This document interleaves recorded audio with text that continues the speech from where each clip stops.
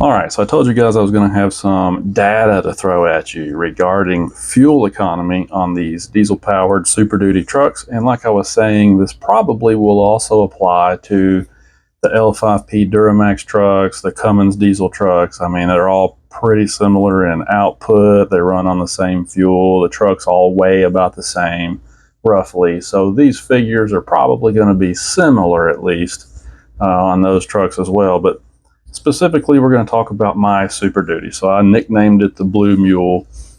This is my Fuely page. I like Fuely because you put in your odometer reading and how many miles, how many gallons you put in, and it does all the math for you. It'll also track cost per mile and all that kind of stuff. It gives you some good stats, and it's believable because it's based upon actual math and not the display on your dash.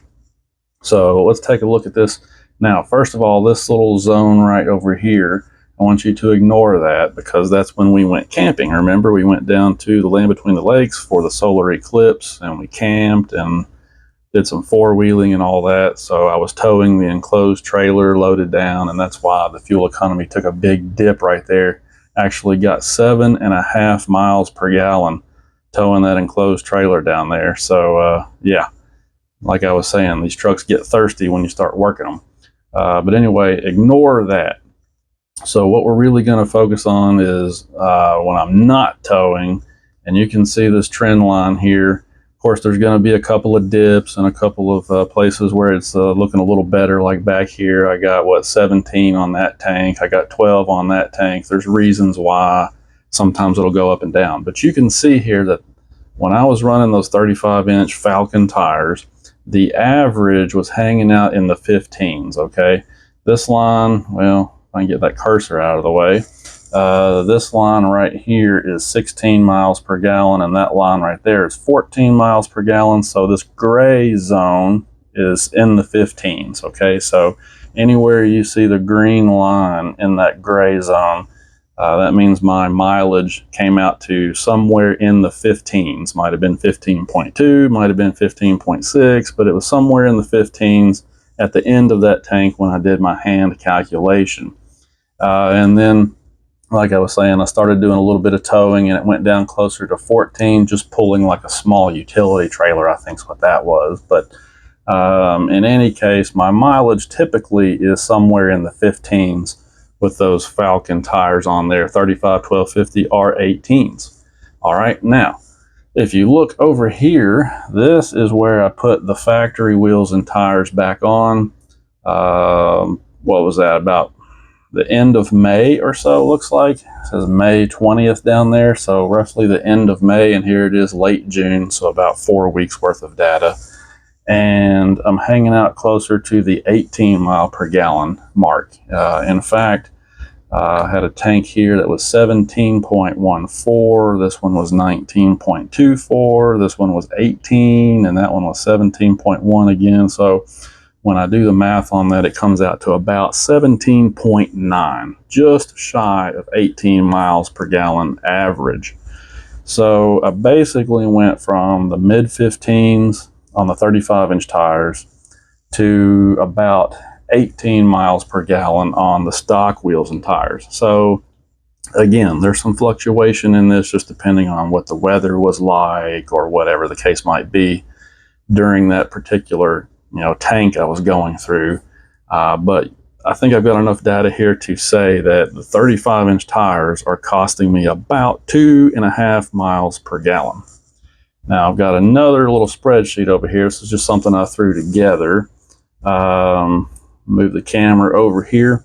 I threw this together just to make it easy for me to compare costs. So you can see here 15.5 miles per gallon, and this is assuming I have the stock wheels and tires on at about 17.9. Driving 1,200 miles per month at current fuel prices. Here's how much it cost me each month to fuel up the truck. So the stock wheels and tires are saving me about $36 a month. So you figure a little over $400 a year savings to run the stock tire size versus 35-inch tires on these diesel trucks. Yeah, so basically what it boils down to is what matters to you. You know, some guys would rather have a truck that looks cool, and they don't really care about, you know, spending about $420 a year more on fuel. Doesn't matter to them, you know. On the other hand, you know, if you're running a business, you know, and your truck is your livelihood and the bottom line is what matters, then in that case, you know, you might want to consider staying close to the stock tire size so that you're maximizing your profit, you know, because fuel is money, right? So, like I said, it just depends on what your situation is and what matters to you. But I just thought I'd show you that because, you know, if you spend time online, you hear a lot of discussion about fuel economy and this guy's getting this and that guy's getting that, and people throw numbers around all the time. But I guess maybe it's the scientist in me. I like to see numbers. I like to see data. I like to see evidence. You know, they say opinions are like yesterday's. Everybody's got one, right? So sometimes it's good just to see the actual hand calculated numbers and know where you're at. You know, some of these modifications that we do to these trucks cost us money every time we drive the truck, you know, because it makes the truck less efficient. Having said that, there are some modifications that this truck's about to get that I think are going to make it more efficient. So hopefully what's going to happen to this truck next week will offset these 35-inch tires. That would be really nice. One thing for sure, it's going to make the truck more reliable and dependable and efficient. So can't go wrong there. But anyway, hopefully this was interesting to you. I appreciate you guys watching. That's all I got for now. We'll talk to you later.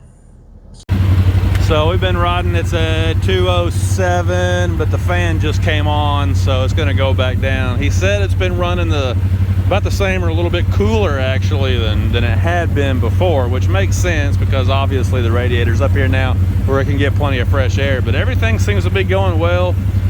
We haven't seen any leaks so far, and it hasn't been, you know, getting hot. It's been staying the same or cooler, so everything looks good. And we should be good to go now. Nice little shakedown run here. So I think we're ready to go hit the trails at an off-road park somewhere. Anyway, we're gonna head back to the house now, but appreciate you guys watching, and we'll talk to you later. See ya.